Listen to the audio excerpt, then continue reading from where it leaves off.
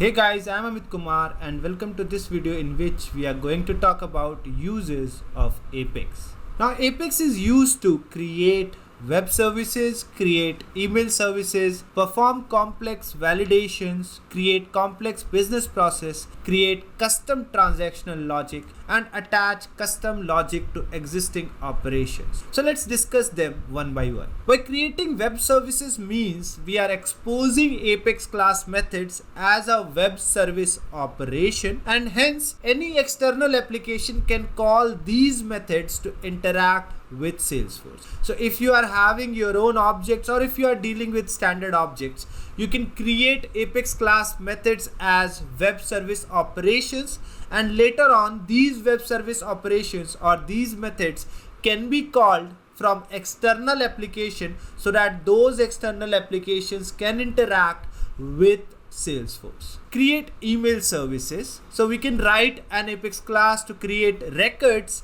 from an email message. So once you received any email message in your Salesforce environment, your Apex class can create records for various objects in Salesforce with the help of information that is being fetched from that email message.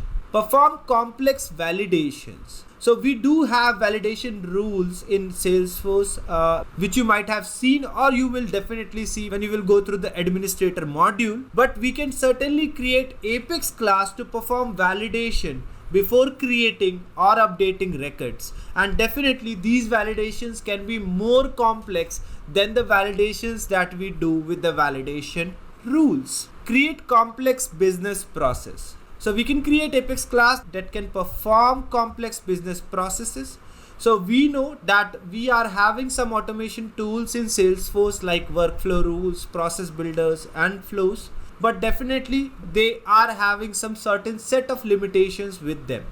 But if you are creating Apex class to perform complex business processes, you can do more than what you can do with the normal automation process, as these limitations are not applied on Apex class. Create custom transactional logic. So Apex performs operations on Salesforce objects, and Apex makes these record changes as transactions rather than individual changes, which we have already seen in our previous video. In that case, either all the changes are saved or all the changes are rolled back. So Apex also gives the ability to generate a save point in the transaction. So it's up to you. With the help of Apex, you can decide the save point.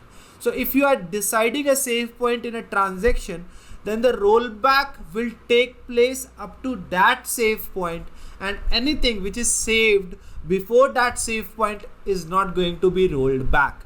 Hence, you are able to create your own custom transactional logic. Attach custom logic to existing operations. Now Salesforce provides inbuilt operations with their org. We can create an Apex class to attach to these processes. So suppose if you created any process or if you are dealing with flows, you can definitely attach your Apex class to those flows and you can enhance what the flow is capable to do. Once custom logic is attached to an existing process, this logic gets executed whensoever that business logic occurs. And certainly some miscellaneous operations like creating Apex class to perform callouts. So with the help of this, you can certainly interact with external applications or external environments to fetch information from there and attach it to your existing org. Create custom business logic, definitely to perform any certain custom business logic on the standard objects or on the custom objects. So that's all we use Apex for, and that marks the end of this video. See you soon in the next video. Till then, thank you and take care.